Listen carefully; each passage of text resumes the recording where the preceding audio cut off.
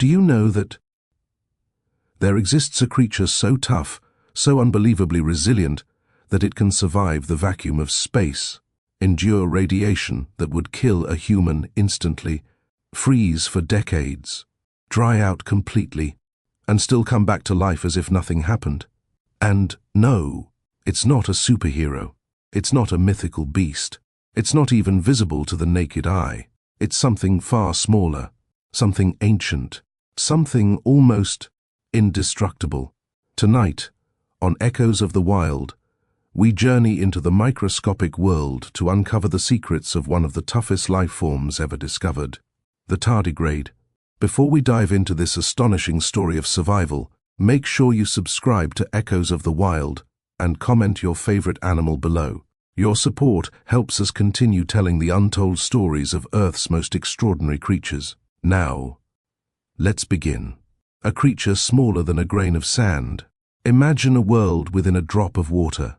In that droplet, forests of moss become towering jungles. Dust particles become mountains. And moving slowly through this strange universe is a tiny, eight-legged creature with a round body and a snout-like mouth. It looks almost like a miniature bear, which is why it's often called the water bear, but its scientific name tells a deeper story. Who named the tardigrade? The name tardigrade comes from the Latin words tardus, meaning slow, and gradus, meaning step, slow stepper.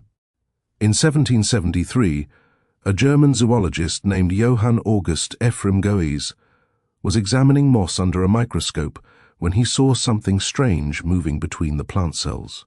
He described it as a little water bear. Soon after, Italian scientist Lazzaro Spallanzani formally named it tardigrade because of its slow, deliberate movements. But here's the astonishing part. Even though humans only discovered them in the 18th century, tardigrades have been around for more than 500 million years. They were here before dinosaurs, before trees, before mammals. They have survived every mass extinction event in Earth's history. Let that sink in. Tardigrades are believed to have evolved during the Cambrian period, a time when life was exploding with diversity in Earth's oceans. Back then, Earth looked nothing like it does today. Continents were arranged differently. Oxygen levels were unstable. Life was fragile. Yet somehow, these microscopic creatures developed survival mechanisms so powerful they would outlast almost everything else. Scientists believe tardigrades are related to arthropods, the same group that includes insects, spiders, and crustaceans. But unlike many of their distant cousins, tardigrades didn't grow large. They didn't dominate landscapes. They didn't roar. They survived by mastering something far more powerful than strength. Are tardigrades wild, domestic, or man-made? Tardigrades are completely wild and naturally evolved organisms. They are not man-made. They are not genetically engineered. They are not laboratory creations. They are pure products of nature's raw evolutionary power.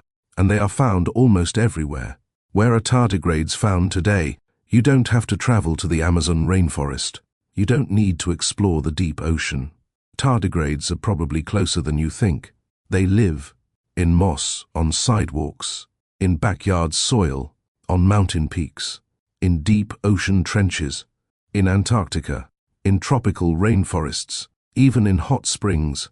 From the freezing Himalayas to the scorching Sahara, tardigrades quietly exist in the background of our world. They thrive in moist environments, moss, lichens, leaf litter, but they can endure conditions that would kill almost anything else. And that brings us to their most unbelievable ability.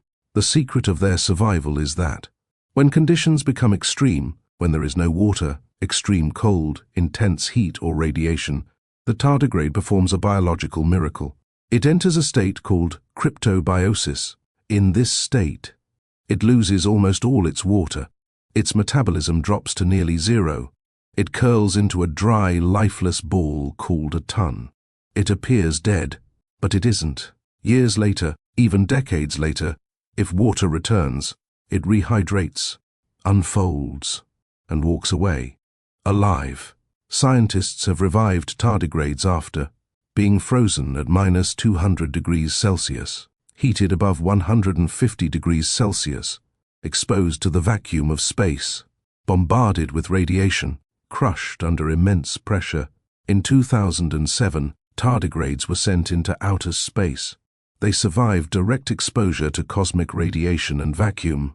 They came back to Earth and continued living. It's almost unbelievable. What do tardigrades eat? Despite their superpowers, tardigrades have simple diets. Most species feed on plant cells, algae, moss, bacteria. They use their needle-like mouthparts to pierce plant cells and suck out nutrients. Some species are predators. They hunt smaller microorganisms, rotifers, nematodes. Yes, even in the microscopic world, there are hunters and hunted. Though nearly indestructible to environmental extremes, tardigrades are not invincible. They can be eaten by larger microscopic predators, amoebas, nematodes, small invertebrates. They survive disasters, but not always digestion. Nature always maintains balance. Shocking facts you probably didn't know. Here are facts that sound like science fiction. Scientists believe tardigrades could survive an asteroid impact that wipes out humanity. They can repair damaged DNA after radiation exposure. Some species reproduce without males through parthenogenesis. There are over 1,300 known species, and likely many more undiscovered. They may be one of the few life forms capable of surviving long-term space travel. Some researchers even speculate that if Earth were destroyed, tardigrades might be among the last survivors. Because tardigrades are invisible to the naked eye, ancient civilizations didn't know they existed. There are no temples built for them, no ancient myths carved in stone. But in modern culture, they have become symbols of resilience, survival, endurance, hope. Scientists call them the toughest animals on Earth. In a world facing climate change, environmental collapse, and uncertainty, tardigrades represent something powerful. Life finds a way. Are they worshipped or eaten? Unlike cows in India or pigs in certain cultures, tardigrades are neither worshipped nor eaten. They are too small to farm, too microscopic to hunt. Yet symbolically, they are admired worldwide in scientific communities. In classrooms and laboratories, they are studied with awe. They are heroes of biology, human interaction, and scientific importance. Tardigrades are incredibly important to science. Researchers study them to understand radiation resistance, DNA repair mechanisms, cryopreservation, long-term space travel, medical preservation of organs. Imagine being able to preserve human organs for transplantation the way tardigrades survive freezing. Imagine astronauts traveling long distances in suspended animation. The tiny tardigrade may hold keys to the future of medicine and space exploration. From moss to Mars, threats to tardigrades. Ironically, while they survive cosmic radiation, they are still vulnerable to human activity. Pollution can damage their habitats. Deforestation destroys moss ecosystems.